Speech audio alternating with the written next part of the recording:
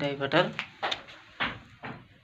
सावर, spout, geyser. Care गरेर हेर यस्तो कति भ्यू जान्छ।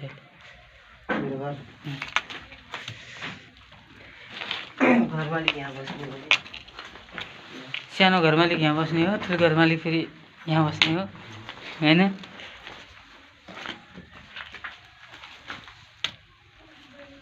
यो के हो यो तातो चिसो